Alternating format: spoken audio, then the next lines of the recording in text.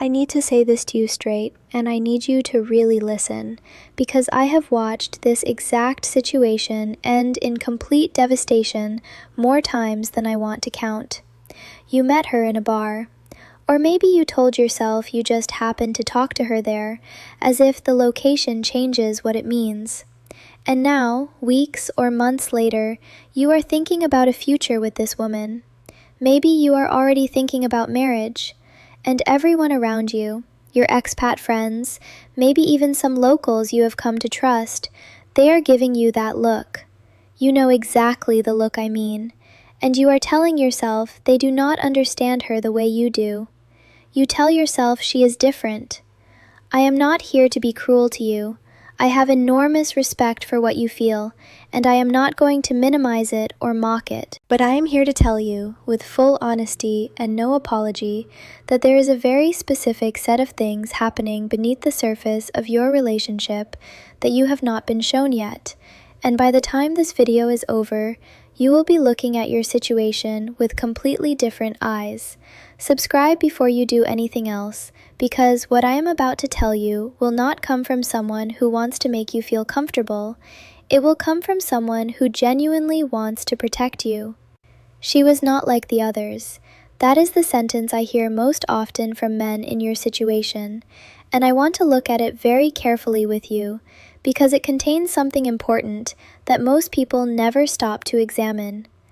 When you first walked into that bar, or that karaoke room, or that hospitality venue, whatever form it took, the scene around you was not subtle.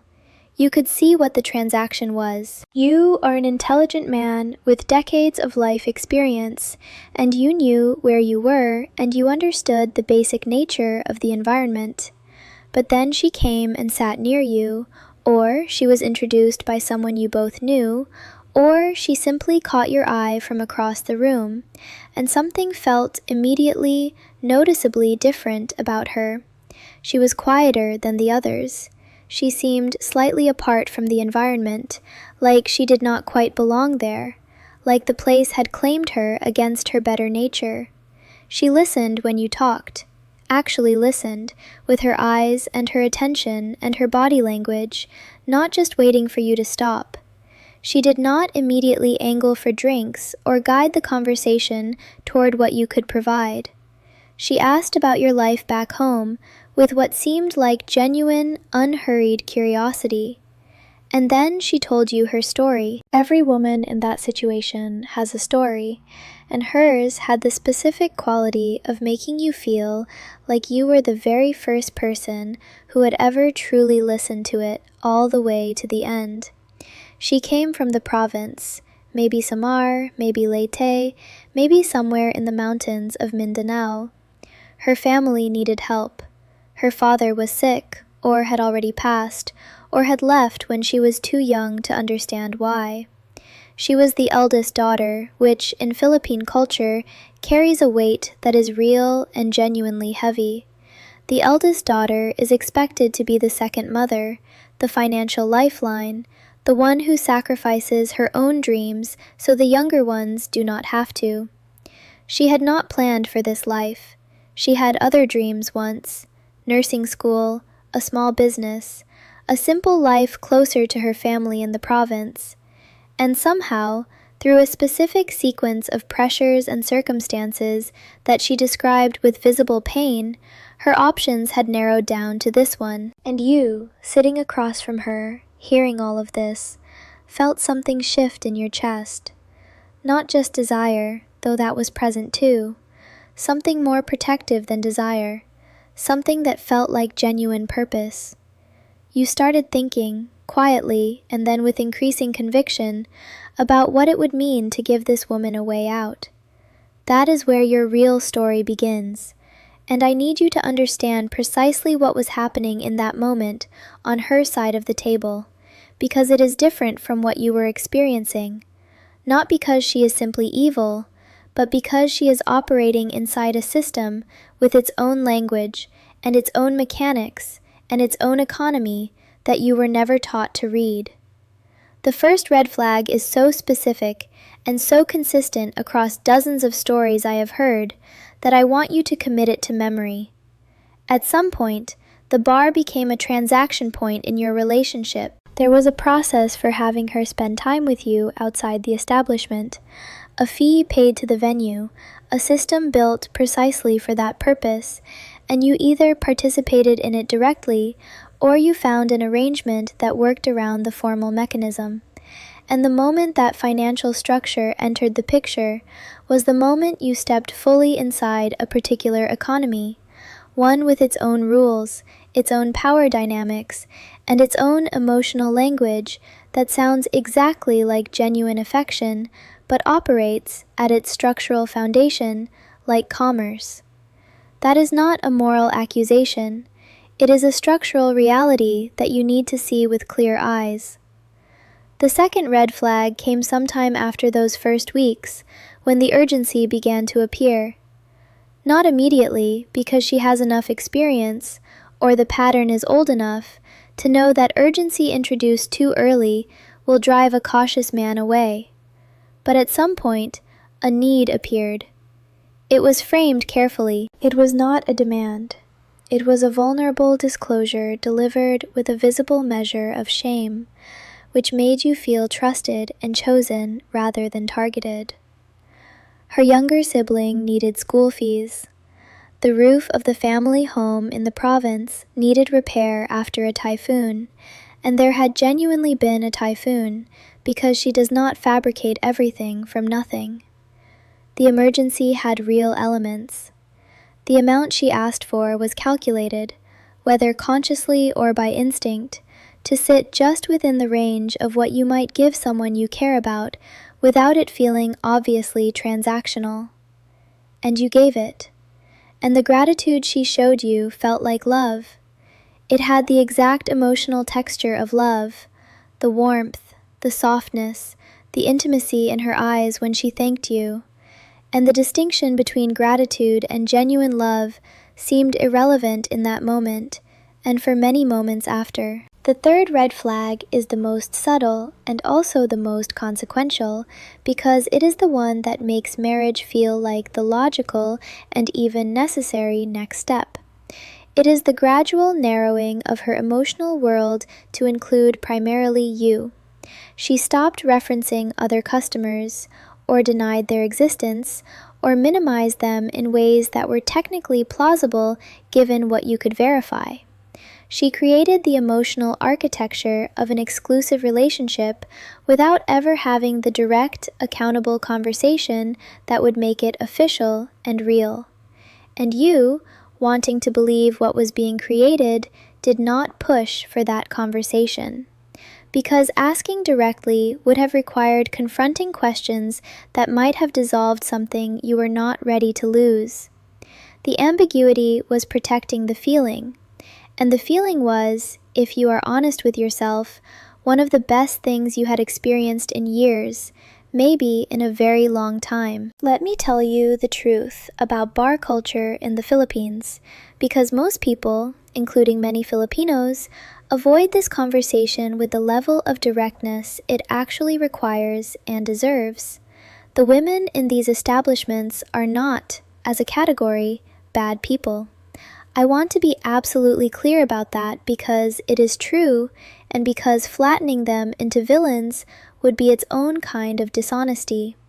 Many of them are in circumstances that most Westerners have genuinely never come close to experiencing. The economic pressure on provincial families is real, and it is crushing in ways that are hard to fully imagine from outside it. The lack of accessible opportunities for women with limited formal education is real. The concept of utang na loob, the deep cultural debt of gratitude a child feels toward parents who worked their whole lives and sacrificed everything, is real, and it weighs on a Filipina eldest daughter with a force that can genuinely override her own preferences, her own safety, and her own future. So, I am not asking you to see this woman as a villain. What I am asking you to see is the system she operates inside, because that system has specific mechanics that directly shape your relationship, whether you acknowledge them or not. The first mechanic is the performance of uniqueness.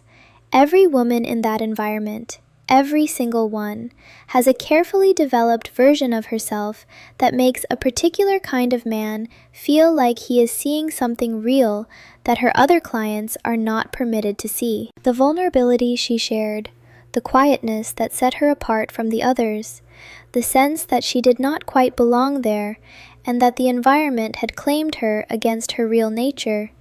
These are not random qualities or lucky accidents of personality. They are the specific presentation that men with your profile respond to most powerfully. And she has learned, through experience and through watching other women navigate the same terrain, exactly how to position herself as the exception to what surrounds her. This is not calculated evil. It is adaptive intelligence that developed inside a survival context. But it means that the thing that made you feel she was different from the others is, in fact, the most consistent and recognizable part of a pattern. The second mechanic is the rescue dynamic, and it operates powerfully on both sides of the table simultaneously. She understands, consciously or through years of accumulated instinct, that the most emotionally valuable version of herself in your eyes is the woman who needs to be saved. Once she stops being someone you are actively rescuing, the emotional story between you changes in ways that are difficult to predict and uncomfortable to manage. So even as things improve, even as your consistent support stabilizes her situation and removes some of the immediate pressure, the emergencies tend not to stop, because the emergency is not really about the money or the crisis itself. The emergency is the mechanism that sustains the narrative that keeps you emotionally engaged and feeling necessary. And the third mechanic is the one most important to this specific video, about marriage. Leaving bar culture does not automatically dissolve the behavioral patterns that developed inside it. A woman who has spent years learning to navigate men through selective vulnerability, manufactured urgency, performed exclusivity, and the strategic timing of physical intimacy does not simply stop doing those things because she is now your wife and sleeping in your home. The skills and the instincts go with her. And in a marriage, those same patterns look like emotional manipulation you cannot quite name or explain to anyone else, financial mysteries you cannot quite untangle, and a quiet, persistent, disorienting sense that the woman you rescued does not seem to need you in the way she once did, now that the rescue is complete and the story has moved on without you. I have been direct with you in this video, and I know that directness carries real weight when the subject is someone you love. I want to close with something genuinely honest, because I respect you too much to leave you only with warnings and no path forward. Not every relationship that begins in a bar environment ends in devastation. I need to say that because it is true, and because sweeping every situation under the same conclusion would be its own dishonesty. But the number of those relationships that genuinely evolve into something with real mutual respect, honest love, and financial integrity on both sides, that number is small. And the ones that do succeed share very specific characteristics that I want to give you as a practical, usable framework. If you are already in love with this woman, and the thought of marriage is real and serious to you, here is what I am asking you to do before that decision becomes permanent. First, slow everything down by at least 6 months, and mean it with your actual behavior, not just as a thought you have, not as a test, not as punishment, as a genuine commitment to letting time do the one thing that infatuation cannot: reveal the patterns that live underneath the feeling. If she is genuine, 6 months of patience will confirm it, and you will feel more certain at the end than you do right now. If she is not, the inconsistencies will surface in ways that you will not be able to dismiss. Second, meet her family in person. in her family home, in the province where she actually grew up, and where the people who knew her before she knew you still live. The family visit is the single most reliable indicator I know of the true nature of a relationship in this culture. How does she behave when she is around the people who cannot be managed or charmed the way a foreign man can? Does the story she told you match what you observe in small, natural details? Does she speak about you to them with warmth that feels private and real? Or does she manage the introduction like a transaction with a specific outcome in mind? Third, have a transparent and calm financial conversation before any engagement ring enters the picture. Not an interrogation, an honest, mature disclosure.